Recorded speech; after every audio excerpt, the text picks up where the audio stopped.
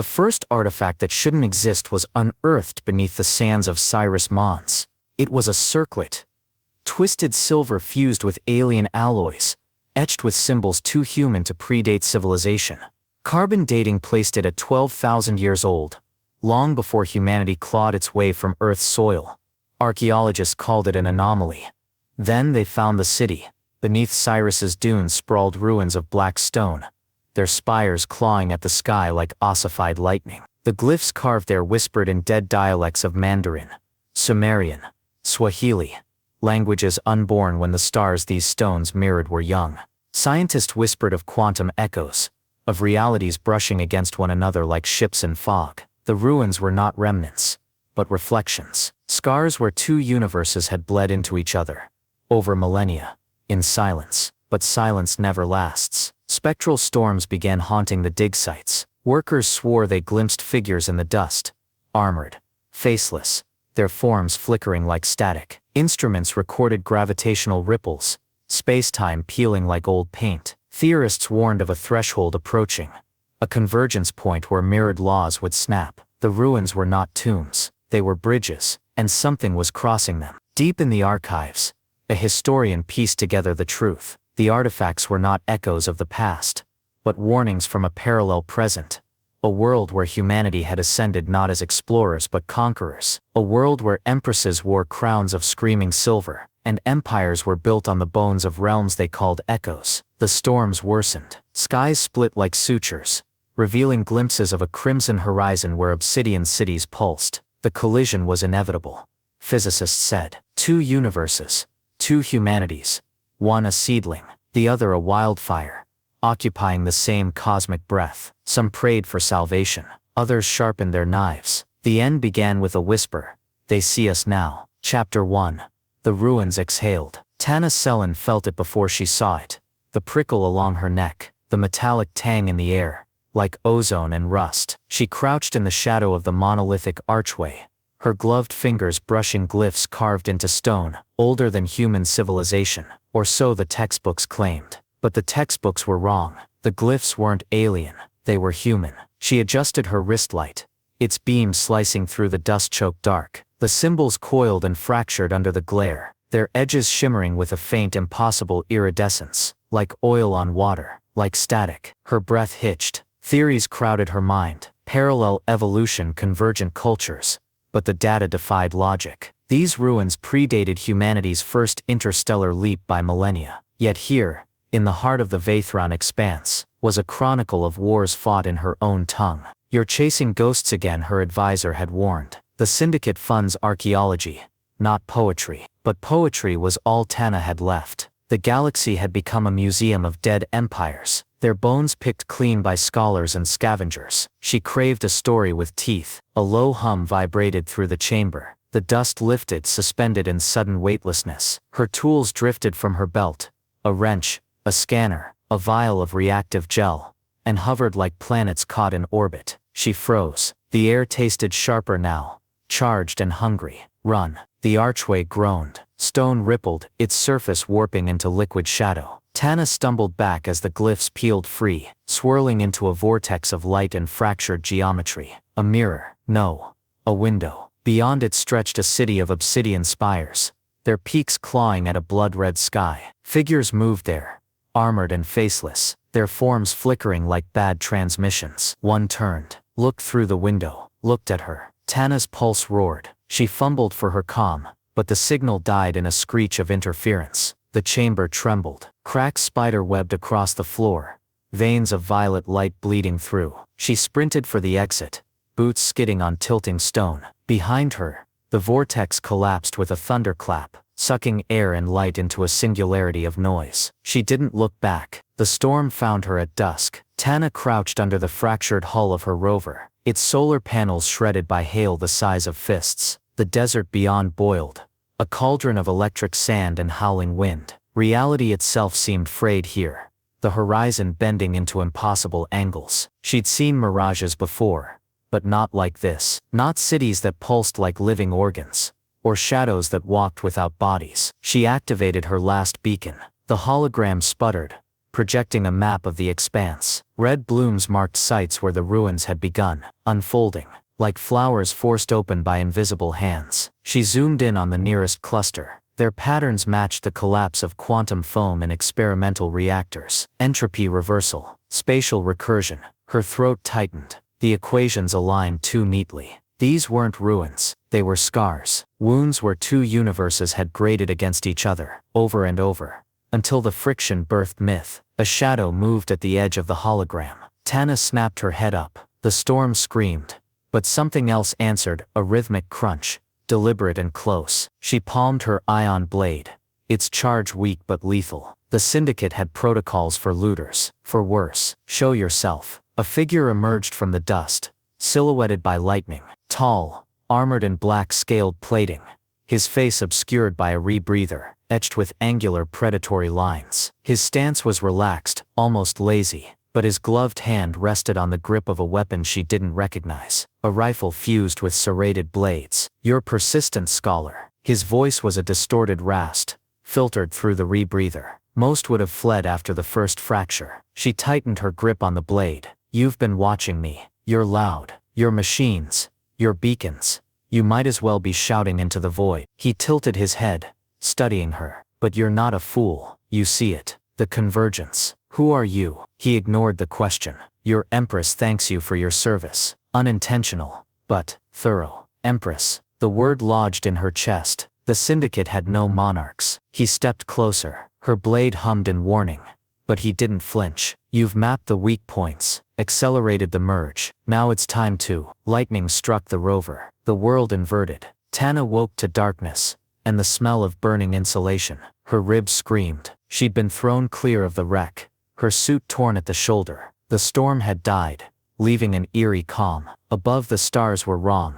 Too bright, too clustered, as though someone had crushed constellations into a single fist. The stranger lay a few meters away, his rebreather cracked, alive, but bleeding from a gash across his temple. His armor had saved him. Mercenary, pirate. She crawled to him, her training overriding caution. Survival demanded pragmatism. His weapon was gone, lost in the blast. She pried off his rebreather, revealing a face all hard lines and guarded tension. Late 30s, maybe, with a scar bisecting his left brow. Not handsome, but familiar. He stirred, lashes fluttering, pale eyes locked onto hers, sharp even through pain. Still alive, scholar. You're welcome.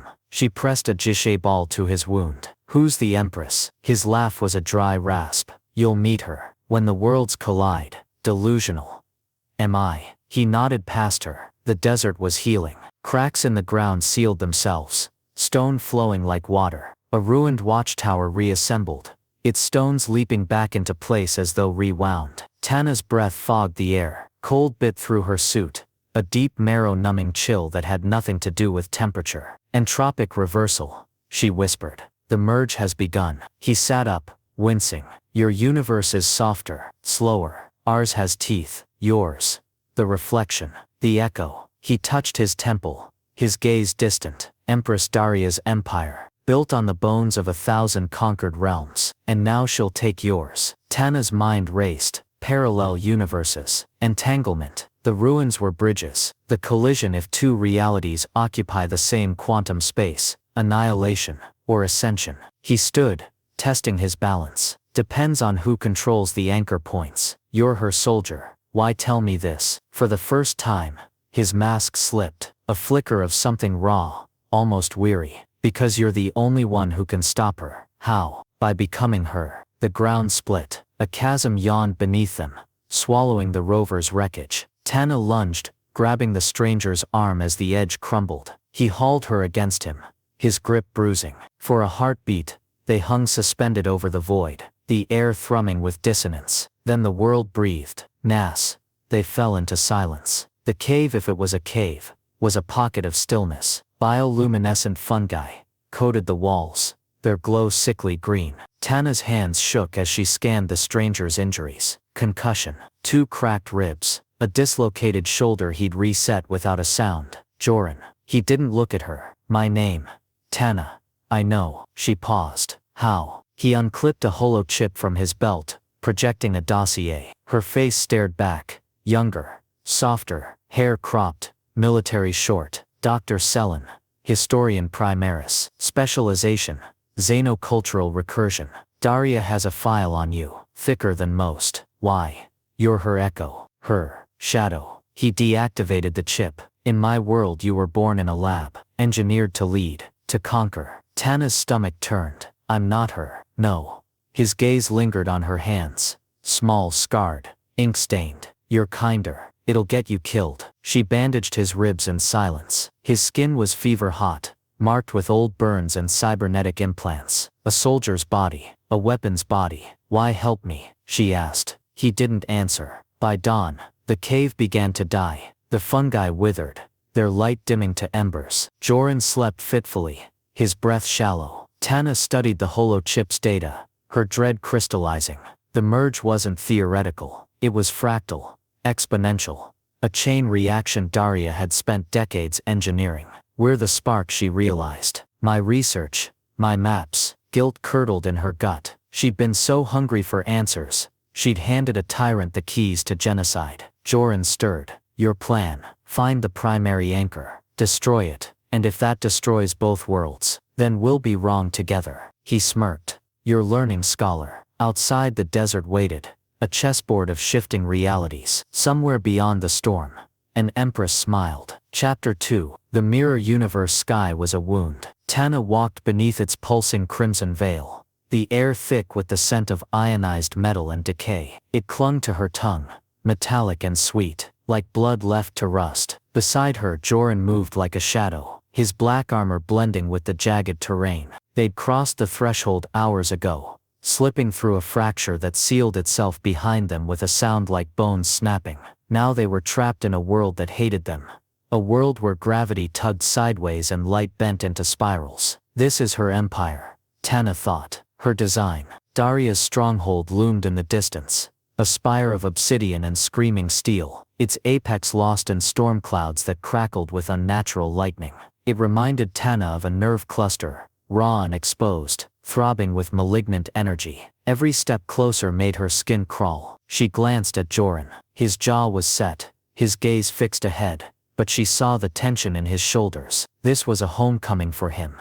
And home was a knife. The forest wasn't a forest. Twisted pillars of crystalline growth rose around them, their faceted surfaces reflecting fractured versions of their faces. Tana's reflection showed her hollow-eyed lips peeled back in a snarl. Joran's flickered between the man beside her and a stranger. A hollow-cheeked specter in imperial blacks, his hands gloved in blood. He noticed her staring and shattered the nearest crystal with the butt of his rifle. Don't look too long, he said. Mirrors here, remember. She wanted to ask whose memories they trapped, but the answer coiled in her gut like a parasite. The ground beneath them was littered with bone shards, some human, others grotesquely elongated. Conquered realms, he'd said. She stepped over a skull fused with machinery, its eye sockets glowing faintly blue. How many? She asked quietly. Joran didn't pretend to misunderstand. Enough to forget the count. Enough to remember every face. A breeze hissed through the crystals,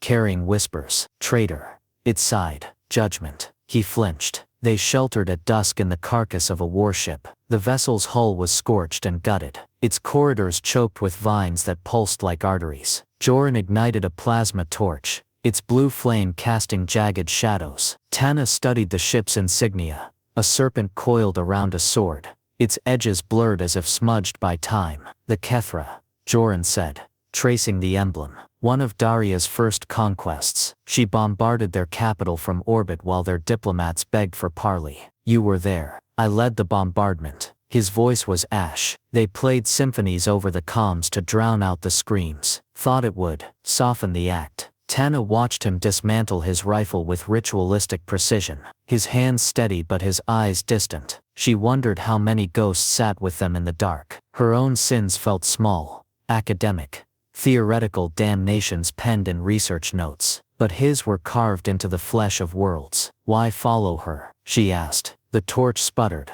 Shadows leapt like feral things. She was justice once, he said, before it curdled into hunger. By the time I saw the rot, I was too deep. The things I'd done, they only made sense if she was right. And now, he looked at her. Really looked, and something in his gaze wavered. Now I'm here. The stronghold's underbelly was alive. Tana pressed herself against a dripping stone wall, her heart hammering as patrols passed below. The air reeked of bile and burnt hair. Daria's citadel wasn't built. It was grown. Its walls seething with organic matter and grafted machinery. Fleshy tendrils squirmed between metal plates, their tips glowing with bioluminescent spores. Joran gripped her arm, steering her toward a service shaft. The anchor is in the throne room, he murmured. Daria will be flanked by her echo guard. They're not human. Not anymore. What did she do to them? Same thing she does to everyone. She improves. His lips twisted. You'll see. The shaft swallowed them, its walls slick with mucus-like residue. Tana focused on her breathing, on the weight of the stolen detonator in her pack. Joran's presence was a furnace at her back, his breath warm against her neck. She hated how it steadied her. The throne room was a cathedral of nightmares. Daria sat atop a dais of fused skeletons and wire, her crown a circlet of screaming faces rendered in silver. She was Tana's mirror, sharper, crueler, her eyes twin voids that drank the light. The echo guard flanked her, their bodies grotesque hybrids of flesh and machine, mouths sutured shut, wrists fused to pulsating weapons. Tana's chest tightened. That could have been me. Joran's hand found hers, brief and fierce. Stay close. They moved like ghosts through the vaulted chamber, dodging patrols and skirting pools of liquid shadow that writhed with half-formed shapes. The reality anchor loomed ahead, a spire of black glass, its core pulsing with stolen stars. Tana's fingers itched for the detonator. Then the air screamed. Nas. Daria's voice was a scalpel. Did you think me blind, little shadow? The echo guard surged. Joran shoved Tana behind a pillar as gunfire erupted, the rounds chewing through stone like paper. She tasted blood.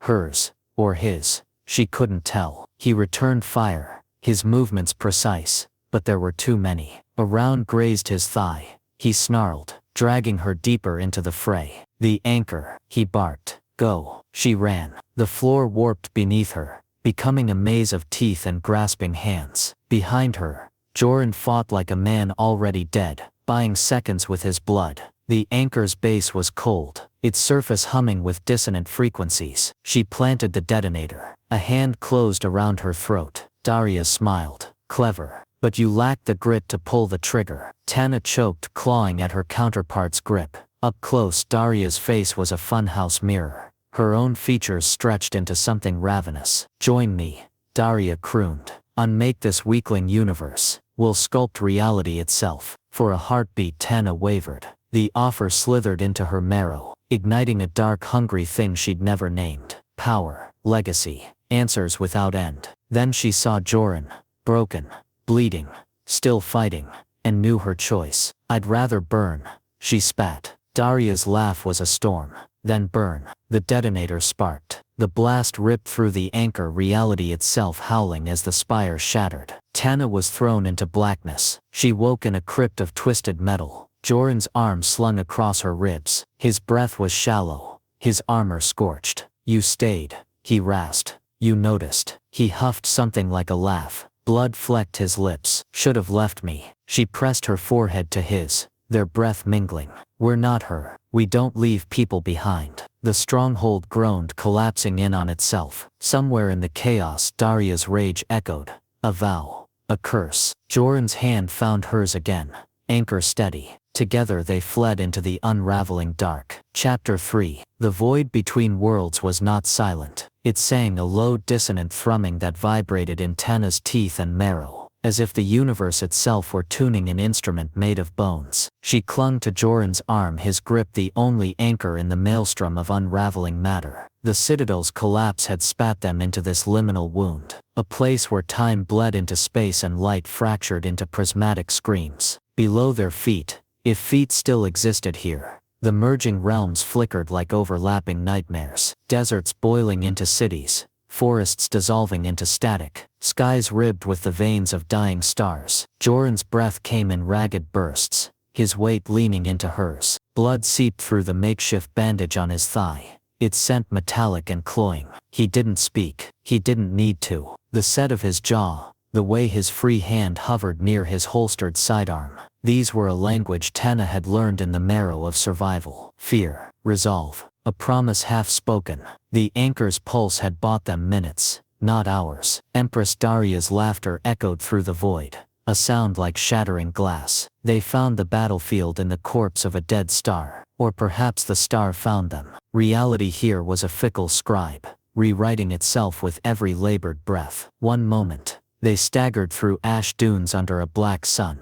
The next, the ground hardened into the skeletal remains of a warship's bridge, its viewports cracked open to a kaleidoscope of colliding galaxies. Joran pressed a palm to the rusted helm, his face lit by the ghoulish glow of dying instruments. "This was mine," he said softly, "before Daria, before the purges." Tana followed his gaze to a faded insignia on the wall, a winged serpent devouring its own tail. The Kethra's sister ship perhaps, or a ghost of it. She touched his wrist, felt the tremor beneath his skin. His past was a labyrinth of ash and iron, but here, in this shard of memory, she glimpsed the man he might have been, a commander not a conqueror, a protector, not a weapon. "We can still end this," she said. He turned her hand over, tracing the calluses on her palm.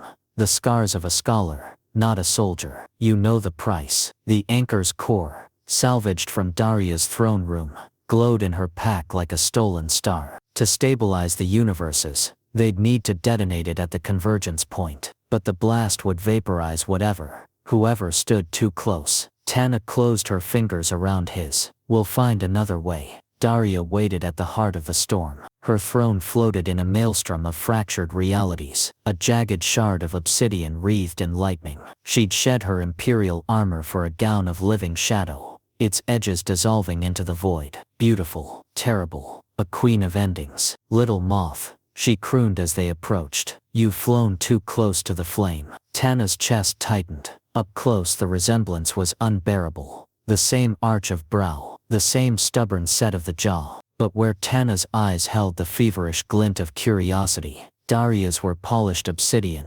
hungry and depthless. Joran stepped forward, his stance rigid. "Stand down, Daria. It's over." The Empress tilted her head, a predator amused by prey that still twitched. "You disappoint me, Varek. I forged you in fire, yet you grovel at the feet of this scribbler." He didn't flinch. "She sees the world as it could be. You only see what you can take." Daria's smile sharpened. She flicked a finger and the void twisted. The throne room became a vivisection of realities. One moment, Tana stood on a glass bridge spanning a star's corpse. The next she plummeted through a frozen ocean, its ice laced with veins of liquid fire. Joran's voice cut through the chaos, a lifeline woven of grit and desperation. "The anchor, prime it now." She fumbled with the core, her fingers numb. The device was a nightmare of mirrored surfaces, its heart a pulsing singularity. Daria's laughter echoed, warped by the shifting dimensions. "You'll kill us all, little shadow. Is that your mercy?" Tana's hands shook, equations spiraled in her mind. Quantum harmonics, entropic thresholds. The core wasn't a bomb, it was a key. Joran materialized beside her, bloody but unbowed. He pressed his palm to the core, his cybernetic implants flaring. "Do it. I'll hold the bridge." She stared at him. "Sacrifice. Always sacrifice." "No," she hissed. "We balance." The truth came in a flash of crystalline agony. Daria's anchor wasn't designed to destroy. It was a siphon, leeching stability from Tana's universe to fortify the Empress's own. But reversed, inverted, it could suture the realms, if they dared. Joran understood before she spoke. He nodded, bracing his body against hers, as the void screamed. The core's activation was a symphony of light and pain, its resonance shredding the air. Daria's scream harmonized with it, a duet of fury and denial. Tana's vision whited out. She woke to grass, real grass, damp and cool beneath her cheek, smelling of rain and soil. The sky arched above her, whole and blue, its edges unbroken. For a heartbeat, she lay still, half convinced she'd dreamed the maelstrom. Then Joran groaned beside her, his hand fumbling for hers. "Did we?" Yes, they'd done the impossible. The universes had peeled apart like pages in a burning book, each restored to its rightful axis. The scars remained, faint shimmering lines in the air where the fractures had been, but the bleeding had stopped. Joran sat up, wincing. His wounds had closed, though fresh scars laddered his arms. Daria. Tana touched the grass, feeling the hum of a living world. Gone, or trapped. The anchor, it sealed the thresholds. He exhaled, a shuddering breath that seemed to carry the weight of empires. Then he laughed, a raw, startled sound that startled a flock of birds into flight. Tana watched him, this broken, beautiful man who'd walked through hell to kneel in the dirt of a gentler world. Her chest ached, not with fear, but with something vast and unnamed. The city rose from the plains like a mirage, not Daria's obsidian spires, but a patchwork metropolis of reclaimed steel and living vines, its towers crowned with solar arrays that turned their faces to the sun. Survivors from both universes had gathered here, drawn by the fragile promise of a fresh page. Tana walked the streets with Joran at her side, his presence a quiet counterpoint to the clamor of rebuilding. They spoke little. Words felt inadequate beside the weight of all they'd unmade. At dusk they climbed to a half-finished observatory, its skeleton open to the sky. The first stars blinked awake, distant and untroubled. Joran hesitated, then pressed a hollow chip into her hand, a commander's insignia from a dead ship, its edges worn smooth. I kept it, to remember what not to become. She curled her fingers around it, the metal warm from his skin. What will you do now? He gazed at the horizon, where the last shimmer of a fracture faded into twilight. Whatever you ask. The kiss, when it came, was not a spark but an ember. Slow, careful, a question and an answer. His lips were chapped, his hands rough with calluses, but the gentleness undid her. When they parted, she pressed her forehead to his, breathing him in. Gun oil and earth and the faint metallic tang of the void. No more scales to balance, he murmured. She smiled. Just tomorrow. Month's epilogue. The garden grew where the citadel had fallen. Tana tended it herself, coaxing life from soil once salted with blood. Joran brought her wild seeds from his travels, each bloom a silent apology to the ghosts he carried. They never spoke of love. They didn't need to. But sometimes, when the stars wheeled overhead and the scars in the air glimmered like old wounds, she'd find him watching her, and in his eyes she'd see a universe reborn.